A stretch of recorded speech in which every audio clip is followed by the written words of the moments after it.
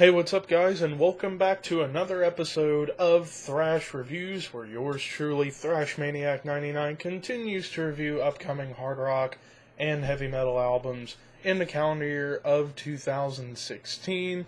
And for tonight, I am reviewing an album that came out back in January that I missed and I was wanting to get to for a while, and I finally found the time to check it out, and that's the newest release from German power metal band Primal Fear. Their new album called RULEBREAKER. Now, Primal Fear is one of those big, gigantic power metal bands that come out of Germany, since, after all, Germany and even countries like Italy and even up in Scandinavia like Sweden and Finland is a major hotbed for European power metal music. And to be honest with you, power metal is a subgenre of metal that I personally don't have a whole lot of experience with, along with even like black metal and doom metal. Those would probably, and even grindcore.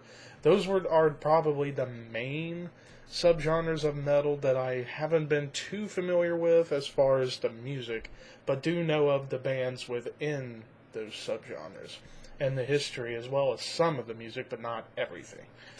Then again, it's the same for every subgenre, but this is more of that way less. If I can create a new sentence, that's dangerous, but anyways. So with this album, Primal Fear, this is Primal Fear's... Jeez, this is a lot of albums. 1, 2, 3, 4, 5, 6, 7, 8, 9, 10, 11 albums from 1998 until now. So they've been going at it strong for quite a long time, since around the late 90s. But anyways, let's get into the review, shall we? The opening track, Angels of Mercy.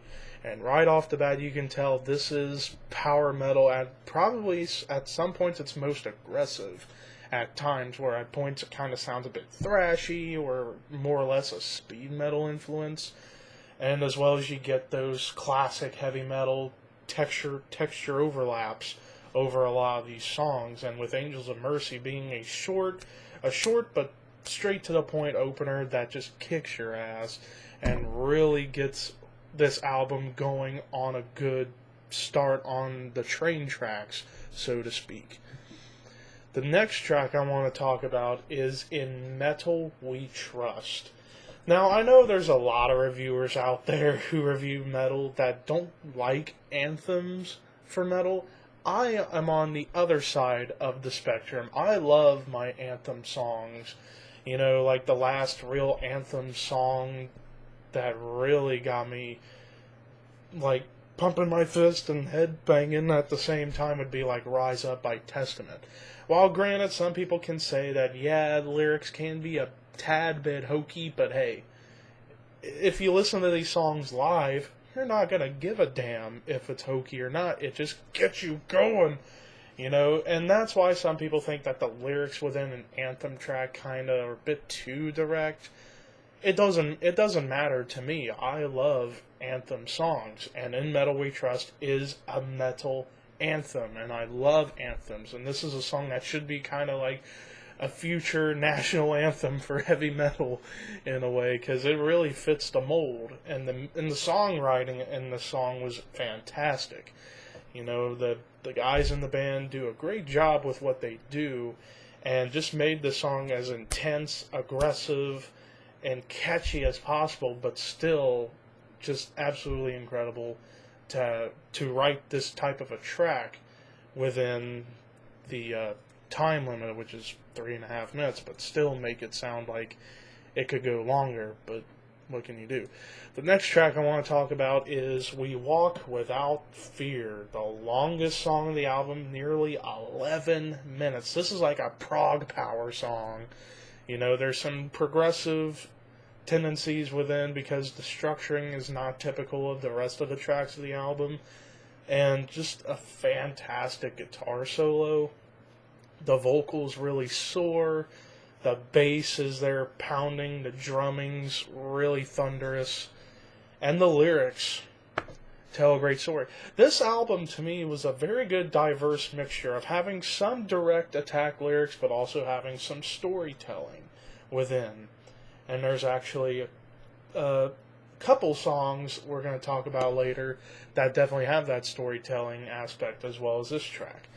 And this track is just like you're climbing up Mount Everest and you're standing at the top when the song is over because you walked without fear and you're just on top of the world. That would be the best way I could describe this track. The next one I want to talk about is The Devil in Me. This is pretty much a mixture of direct and storytelling lyrics within. It's all about like, hey, dark paths lead me down to being more aggressive, and also having that direct attack of saying, hey, there's a devil in me.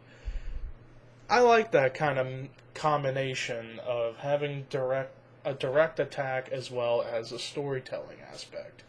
And the songwriting on this track was very well executed.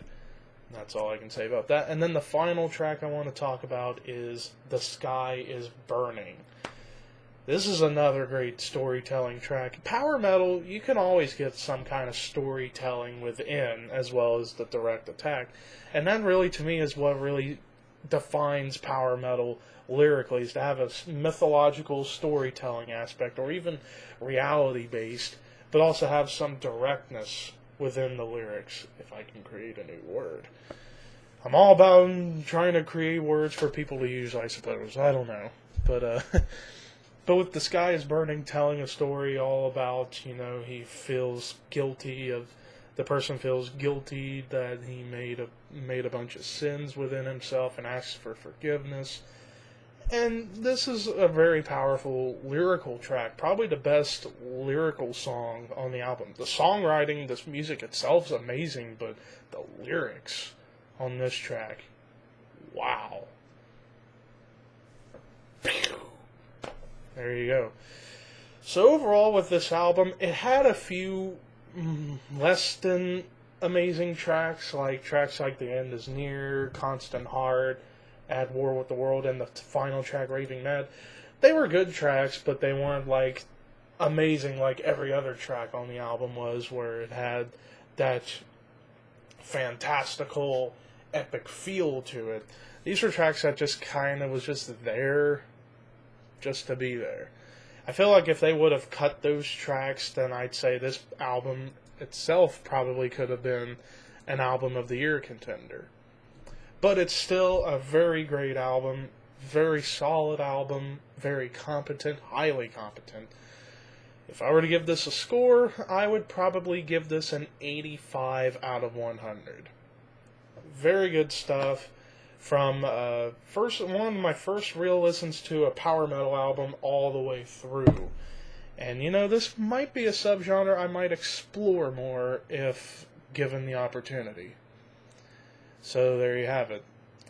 So this album could be a gateway for me checking out more power metal, listening to more older Blind Guardian, even newer Blind Guardian, and Gamma Ray, and even listening to the classics like much more of Manowar and Halloween and stuff like that. But who knows? But anyways, thank you guys for watching. Another review will be coming out tomorrow, and it's going to be the review of the new album from Cauldron, which was an early album this year, but after watching Lockhorns on Banger Films about power metal, and the guy from Cauldron, Jason, was on there, and after hearing about what happened, it's like, I should give these guys a shot and see what I think. But anyways, peace out, and have a good Saturday night.